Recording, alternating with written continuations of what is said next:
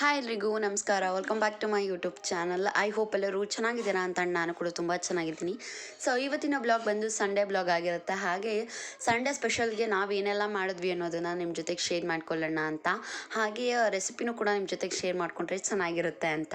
ಇನ್ನು ಯಾರೆಲ್ಲ ನಮ್ಮ ಚಾನಲ್ನ ಸಬ್ಸ್ಕ್ರೈಬ್ ಮಾಡ್ಕೊಳ್ದೆ ನೋಡ್ತಾ ಇದ್ದೀರಾ, ದಯವಿಟ್ಟು like, comment, share and subscribe ಮಾಡಿಕೊಂಡು ವಿಡಿಯೋನ ನೋಡಿ. ಫಸ್ಟ್ ನಾನು ನಾಟಿ ಸ್ಟೈಲ್ ದಮ್ ಬಿರಿಯಾನಿನ ಮಾಡ್ತಾ ಇದ್ದೀನಿ. ಆಲ್ಮೋಸ್ಟ್ ಇದು ನನ್ನ ಫೇವ್ರೇಟ್ ಆಗಿಬಿಟ್ಟಿದೆ. ಎಷ್ಟು ಸತಿ ಮಾಡ್ಕೊಂಡು ತಿಂದರೂ ಇನ್ನೂ ತಿನ್ನಬೇಕು ಅಂತಲೇ ಅನ್ನಿಸ್ತಾ ಇದೆ. ಸೊ ಕ್ರೇವಿಂಗ್ಸ್ ಜಾಸ್ತಿ ಆಗ್ತಾ ಇದೆ ಹೊರತು ಕಮ್ಮಿ ಅಂತೂ ಆಗ್ತಾ ಇಲ್ಲ. ಸೊ ಇಲ್ಲಿ ಫಸ್ಟು ನಾನು ಏನೇನೆಲ್ಲ ಹಾಕಿ ಪೇಸ್ಟ್ ಮಾಡ್ಕೋತಾ ಇದ್ದೀನಿ ಅಂತ ಹೇಳಿದ್ರೆ, ಪುದೀನ ಸೊಪ್ಪು, ಕೊತ್ತಂಬರಿ ಸೊಪ್ಪು, ಹಸಿಮೆಣ್ಸಿಕಾಯಿ, ಬೆಳ್ಳುಳ್ಳಿ, ಶುಂಠಿ ಇಷ್ಟನ್ನು ಹಾಕಿ ಪೇಸ್ಟ್ ಮಾಡ್ಕೋತಾ ಇದ್ದೀನಿ. ಇದು ಈಸಿಯಾಗಿ ಕ್ವಿಕ್ಕಾಗಿ ಮಾಡ್ಕೊಳ್ಳೋ ಅಂಥದ್ದು ಆ್ಯಂಡ್ ಟೇಸ್ಟ್ ವೈಸ್ ಅಂತೂ ಸಖತ್ತಾಗಿರುತ್ತೆ. ನೀವು ಕೂಡ ಒಂದ್ಸತಿ ಟ್ರೈ ಮಾಡಿ ಡೆಫಿನೆಟಾಗಿ ಕಮೆಂಟ್ ಮಾಡಿ ತಿಳಿಸ್ತೀರಾ, ಅಷ್ಟು ಚೆನ್ನಾಗಿರುತ್ತೆ. ಸೊ ಮತ್ತು ನಾನು ಇಲ್ಲಿ ಆನಿಯನ್, ಟೊಮೆಟೊನ ಕಟ್ ಮಾಡ್ಕೋತಾ ಇದ್ದೀನಿ. ಈ ಪೇಸ್ಟ್ ಜೊತೆಗೆ ಇನ್ನು ಒಂದು ಟೊಮೆಟೊನು ಕೂಡ ಆ್ಯಡ್ ಮಾಡ್ಕೋತೀನಿ.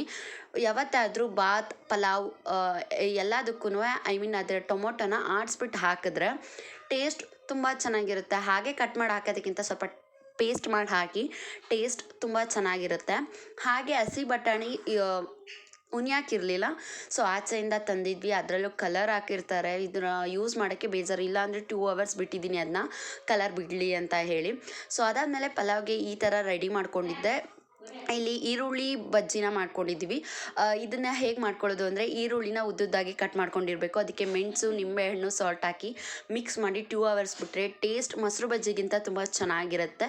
ಸೊ ಬನ್ನಿ ಇವಾಗ ನಾಟಿ ಸ್ಟೈಲ್ ದಮ್ ಬಿರಿಯಾನಿನ ತೋರಿಸ್ತೀನಿ ಹೇಗೆ ಮಾಡೋದು ಅಂತ. ನಾನು ತವಕಾದ ನಂತರ ಆಯಿಲ್ ಹಾಕಿದ್ದೀನಿ. ಅದಾದಮೇಲೆ ಸ್ಪೈಸಸ್ಗೆ ನಾನಿಲ್ಲಿ ಪಲಾವ್ ಎಲೆ, ಚಕ್ಕೆ, ಲವಂಗ, ಸಮಥಿಂಗ್ ಇನ್ನೂ ಎಷ್ಟೊಂದು ಹೆಸರುಗಳಿದೆ, ನಂಗೆ ಅಷ್ಟಾಗಿ ಗೊತ್ತಿಲ್ಲ. ಸೊ ಅದಾದಮೇಲೆ ಈರುಳ್ಳಿ, ಹಸಿಮೆಣ್ಸಿಕಾಯಿನ ಹಾಕಿ ಚೆನ್ನಾಗಿ ಫ್ರೈ ಮಾಡ್ತಾಯಿದ್ದೀನಿ. ನಾನು ಜಾಸ್ತಿ ಎಲ್ಲ ಬೇಯಿಸ್ಲಿಕ್ಕೆ ಹೋಗಲ್ಲ, ಅರ್ಧ ಬೇಯಿಸ್ತೀನಿ ಅಷ್ಟೇ. ನೀವೇ ನೋಡ್ತಿರ್ಬೋದು, ಕೆಲವರು ಬ್ರೌನ್ ಕಲರ್ ಬರೋವರೆಗೂ ಫ್ರೈ ಮಾಡ್ತಾರೆ. ನಾನಿಲ್ಲಿ ಅರ್ಧ ಬೇಯಿಸ್ತಾ ಇದ್ದೀನಿ ಈರುಳ್ಳಿನ. ಟೇಸ್ಟ್ ತುಂಬ ಚೆನ್ನಾಗಿರುತ್ತೆ. ನಾವು ಕಟ್ ಮಾಡೋ ಸ್ಟೈಲಲ್ಲೂ ಕೂಡ ಟೇಸ್ಟ್ ಡಿಫ್ರೆಂಟಾಗಿರುತ್ತೆ ಆನಿಯನ್ನ. ಅದಾದಮೇಲೆ ಚಿಕನ್ ಹಾಕಿ ಸ್ವಲ್ಪ ಟರ್ಮರಿಕ್ ಪೌಡ್ರನ್ನ ಹಾಕ್ತಾಯಿದ್ದೀನಿ. ಅದು ಹಾಕಿ ಮತ್ತೆ ಫ್ರೈನ ಮಾಡ್ತಾಯಿದ್ದೀನಿ. ನಾನು ಆಲ್ಮೋಸ್ಟ್ 50% ಆಯಿಲಲ್ಲೇ ಫ್ರೈ ಮಾಡಿ ಬೇಯಿಸ್ಬಿಟ್ಟಿರ್ತೀನಿ, ಆಯಿತಾ. ಸೊ ಮತ್ತೆ ಚೆನ್ನಾಗಿ ಮಿಕ್ಸ್ ಮಾಡಿ ಫ್ರೈ ಮಾಡ್ತಾಯಿದ್ದೀನಿ. ಅದು ಆದಷ್ಟು ಬೆಂದ್ರೇ ಚೆನ್ನಾಗಿರುತ್ತೆ, ಇಲ್ಲಾಂದರೆ ಚೊಂಗೊಡಿಯೋದು, ಚೆನ್ನಾಗಿಲ್ಲದೆ ಇರೋದು ಆ ಥರ ಅನಿಸುತ್ತೆ. ಅದಾದಮೇಲೆ ಆಡಿಸಿರೋ ಮಸಾಲೆ ಏನಿತ್ತು, ಸೊ ಅದನ್ನು ಹಾಕಿ ಹಾಗೆ ಬಟಾಣಿನೂ ಕೂಡ ಹಾಕಿದೆ. ನೋಡ್ತಿರ್ಬೋದು ಇನ್ನೂ ಕಲರ್ ಹೋಗಿಲ್ಲ ಅದು. ಅದಾದಮೇಲೆ ನಾರ್ಮಲಾಗಿ ಏನು ಪೌಡ್ರನ್ನ ಯೂಸ್ ಮಾಡ್ತೀನಿ, ಸೊ ಅದೇ ಪೌಡ್ರನ್ನ ಹಾಕಿ ಚೆನ್ನಾಗಿ ಮಿಕ್ಸ್ ಮಾಡ್ತಾಯಿದ್ದೀನಿ. ನಾನು ಆಲ್ಮೋಸ್ಟ್ ಹೇಳ್ದಾಗಲೇ ಎಣ್ಣೆಲೇ 50% ಫ್ರೈ ಮಾಡಿ ಬೇಯಿಸ್ಬಿಟ್ಟಿರ್ತೀನಿ ಚಿಕನ್ನ. ರೈಸ್ ಹಾಕಿದ್ಮೇಲೆ 30% ಬೇಯಿಸಿರ್ತೀನಿ. ಲಿಟ್ ಮುಚ್ಚಿದ ಮೇಲಂತೂ ಜಸ್ಟ್ 20% ಅಷ್ಟೇ ನಾನು ಬೇಯಿಸೋದು. ಸೊ ಅದಾದಮೇಲೆ ಟೊಮೊಟೊನ ಹಾಕಿ ಚೆನ್ನಾಗಿ ಫ್ರೈ ಮಾಡಿದೆ. ನೀವು ಫಸ್ಟೇ ನನ್ನ ವೀಡಿಯೋ ನೋಡಿರೋರಾದರೆ ಗೊತ್ತಾಗಿರುತ್ತೆ, ನಾನು ಯಾವಾಗಲೂ ಸಾಲ್ಟ್ ಹಾಕಲ್ಲ, ಬಿಕಾಸ್ ಆ ಪೌಡ್ರಲ್ಲೇ ಸಾಲ್ಟ್ ಇರುತ್ತೆ. ಹಾಗೆ ನೀವು ಯಾವತ್ತೇ ಪಲಾವ್ ಏನಾದರೂ ಮಾಡ್ತಾ ಇರಬೇಕಾದ್ರೆ ಸ್ಪೈಸಸ್ ಎಲ್ಲ ಹಾಕಿದ ನಂತರ, ಚಿಕನ್ ಅದು ಇದು ಎಲ್ಲ ಹಾಕಿದ ನಂತರ ಫಸ್ಟ್ ನೀರು ಹಾಕ್ಬಿಡ್ಬೇಡಿ. ಸ್ವಲ್ಪ ಅಕ್ಕಿ ಹಾಕಿ ಅದನ್ನು ಮಿಕ್ಸ್ ಮಾಡಿ ಅದಾಗಿದ ನಂತರ ವಾಟರ್ನ ಹಾಕಿ ಈ ಥರ ಹಾಕೋದ್ರಿಂದ ಅನ್ನ ಉಡಿ ಆಗಿ ಬರುತ್ತೆ ಅಂತ ಹೇಳಿ ಅಷ್ಟೇ. ಅದಾದಮೇಲೆ ನಾನು ಹೇಳ್ದಾಗಲೇ 80% ನಾನು ಲಿಟ್ ಮುಚ್ಚೋದಕ್ಕಿಂತ ಮುಂಚೆನೇ ಬೇಯಿಸ್ಬಿಟ್ಟಿರ್ತೀನಿ. ಅದೇ ಥರ ಚೆನ್ನಾಗಿ ಬೇಯಿಸ್ತಾ ಇದ್ದೀನಿ. ಇಲ್ಲೂ ಕೂಡ ಪಲಾವ್ ರೆಡಿ ಆಯಿತು. ನೆಕ್ಸ್ಟ್ ಇಲ್ಲಿ ನಾನು ಚಿಕನ್ ಚಾಪ್ಸ್ನ ಮಾಡ್ತಾಯಿದ್ದೀನಿ. ಇದಕ್ಕೆ ಏನೆಲ್ಲ ಬಳಸ್ತಾ ಇದ್ದೀನಿ ಅಂದರೆ, ಏನು ಹಾಕಿ ಪೇಸ್ಟ್ ಮಾಡ್ಕೋತಾ ಇದ್ದೀನಿ ಅಂದರೆ, ಇದಕ್ಕೆ ಜಾಸ್ತಿ ಏನು ಇಂಗ್ರೀಡಿಯೆಂಟ್ಸ್ ಎಲ್ಲ ಸ್ಟೆಪ್ ಅದು ಇದು ಆ ಥರ ಏನು ಜಾಸ್ತಿ ಇಲ್ಲ. ಆನಿಯನ್, ಚಕ್ಕೆ, ಲವಂಗ, ಬೆಳ್ಳುಳ್ಳಿ, ಹಸಿಮೆಣ್ಸಿಕಾಯಿ, ಹಾಗೆ ಪುದೀನ, ಕೊತ್ತಂಬರಿ ಸೊಪ್ಪು, ಮೆಣಸು, ಅದಾಗಿದ ನಂತರ ಕಳ್ಳೆ ಸ್ವಲ್ಪ ಜಾಸ್ತಿನೇ ಇರಲಿ. ಸಾರು ಗಟ್ಟಿಯಾಗಿ ಬೇಕು ಅಂದರೆ ನೀವು ಕಳ್ಳೆನ ಜಾಸ್ತಿ ಬಳಸಿ. ಸೊ ಅದಾದಮೇಲೆ ಟರ್ಮರಿಕ್ ಪೌಡ್ರ್, ಆಲ್ಮೋಸ್ಟ್ ನಾನು ಎಲ್ಲದಕ್ಕೂ ಟರ್ಮರಿಕ್ ಪೌಡರ್, ಮೆಣಸು ಇದನ್ನೆಲ್ಲ ಯೂಸ್ ಮಾಡ್ತಾನೆ ಇರ್ತೀನಿ. ಅದಾದಮೇಲೆ ಒಂದು ಟೊಮೆಟೊನೂ ಕೂಡ ಹಾಕ್ತಾಯಿದ್ದೀನಿ. ಸೊ ಮತ್ತು ಕುಕ್ಕರ್ಗೆ ಆಯಿಲ್ ಮತ್ತು ಚಿಕನ್ ಹಾಕಿ ಚೆನ್ನಾಗಿ ಫ್ರೈ ಮಾಡ್ತೀನಿ. ಇದಕ್ಕಂತೂ ಚೆನ್ನಾಗಿ ಫ್ರೈ ಮಾಡಿಲ್ಲ ಚಿಕನ್ನ ಅಂತ ಹೇಳಿದ್ರೆ ಚೊಂಗ್ ಸ್ಮೆಲ್ ಬರುತ್ತೆ. ಸೊ ಅದಕ್ಕೋಸ್ಕರ ನಾನು ಕ್ಲೀನಾಗಿ ಫ್ರೈ ಮಾಡ್ತಾಯಿದ್ದೀನಿ. ಅದಾದಮೇಲೆ ಇದಕ್ಕೊಂದು ಅರ್ಧ ಕಾಯಿ ಹಾಕಿ ಪೇಸ್ಟ್ ಮಾಡ್ಕೋತಾ ಇದ್ದೀನಿ.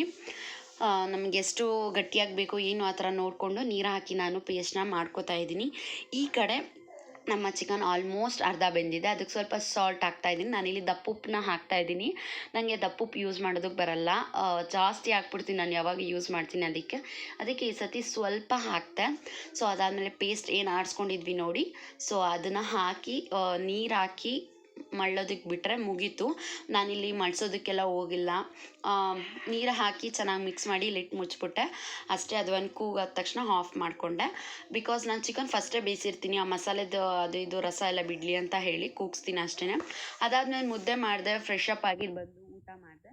ಸೊ ನಮ್ಮನೇಲಿ ಇವತ್ತು ಚಿಕನ್ ಬಿರಿಯಾನಿ, ನಾಟಿ ಸ್ಟೈಲ್ ಚಿಕನ್ ಬಿರಿಯಾನಿ, ಹಾಗೆ ದಮ್ ಬಿರಿಯಾನಿ ಇದು ಆಚೆಯಿಂದ ತಂದಿದ್ದು, ಹಾಗೆ ಮುದ್ದೆ ಮತ್ತು ಚಪ್ಪೀಸ್ ಸಾಂಬಾರು, ಚಿಕನ್ ಚಾಪ್ಸು. ಅದಾದಮೇಲೆ ಮುಖಪೂಜೆ ಆಯಿತು, ಸಮೋಸದವ್ರು ಬಂದಿದ್ರು, ಮನೆ ತಿಂದ್ವಿ. ಸೊ ಅದಾದಮೇಲೆ ಸಂಜೆ ಆದಮೇಲೆ ಕಾಫಿ ಕುಡಿಲೇಬೇಕು, ಇದೊಂಥರ ಮೈಂಡ್ ಫ್ರೀ.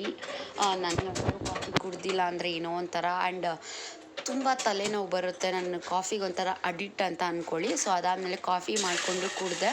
ಅದು ಕೂಡ ಆಯಿತು. ಸ್ಟೋರೇಜ್ ಜಾಸ್ತಿ ಆಗಿರೋದ್ರಿಂದ ಡಿಲೀಟ್ ಆಗಿಬಿಟ್ಟಿದೆ. ಇವಾಗೆಲ್ಲ ವೀಡಿಯೋಸ್ನ ಅಪ್ಲೋಡ್ ಮಾಡಿ ಆಮೇಲೆ ಫುಲ್ ಎಲ್ಲನೂ ಡಿಲೀಟ್ ಮಾಡಿ ಹೊಸದಾಗಿ ವೀಡಿಯೋಸ್ ಮಾಡಿಕೊಂಡು ಎಡಿಟ್ ಮಾಡಿ ಅಲ್ಲಲ್ಲೇ ಅಪ್ಲೋಡ್ ಮಾಡಿ ಅಲ್ಲಲ್ಲೇ ಡಿಲೀಟ್ ಮಾಡಬೇಕು ಅಂತ ಅಂದ್ಕೊಂಡಿದ್ದೀನಿ, ನೋಡುವ. ಸೊ ಅದಾದಮೇಲೆ ಕಾರ್ನ್ನ ಬೇಯಿಸ್ತಾ ಇದ್ದೆ, ಪಾಪುಗೂ ತಿನ್ಸೋಣ ಅಂತ ಹೇಳಿ.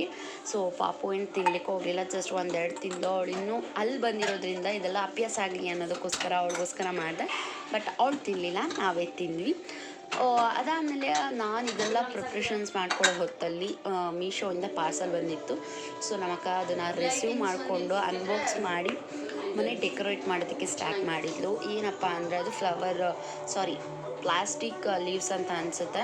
ಸೊ ಅದು ಸೆಗ್ರಿಗೇಟ್ ಮಾಡ್ತಾಯಿದ್ದು ತುಂಬ ಚೆನ್ನಾಗಿ ಕಾಣಿಸ್ತಿತ್ತು. ಈ ಪ್ಲೇಸ್ ಅಂತೂ ಒಂಥರ ಪೀಸಾಗಿ ತುಂಬ ಚೆನ್ನಾಗಿದೆ. ಬುದ್ಧ ಆಗಿರ್ಬೋದು, ಮಿರರ್ ಆಗಿರ್ಬೋದು, ಪಕ್ಕದಲ್ಲಿರೋ ವಾಸ್ ಆಗಿರ್ಬೋದು, ತುಂಬ ಅಂದರೆ ತುಂಬ ಲುಕ್ಕಾಗಿ ಕಾಣಿಸುತ್ತೆ. ಹಾಗೆ ಇನ್ನೂ ಡೆಕೋರೇಟ್ ಮಾಡಲಿ ಅಂತ ನಮ್ಮಕ್ಕ ಥಿಂಕ್ ಮಾಡ್ತಾಯಿದ್ದೆ. ಹಾಗೆ ಇವತ್ತು ಸಂಡೇ ಫನ್ ಡೇ ಆಗಿತ್ತು. ಸೊ ಈ ಬ್ಲಾಗ್ ಇಲ್ಲಿಗೆ ಇನ್ ಮಾಡ್ತಾ ಇದ್ದೀನಿ. ಇಷ್ಟ ಆಗಿದ್ರೆ like, comment, share and subscribe ಮಾಡಿ ಅಂತ ಹೇಳ್ತಾ thanks for watching. Love you all. Bye bye. ಮತ್ತೆ ನೆಕ್ಸ್ಟ್ ವಿಡಿಯೋದಲ್ಲಿ ಸಿಗುವ.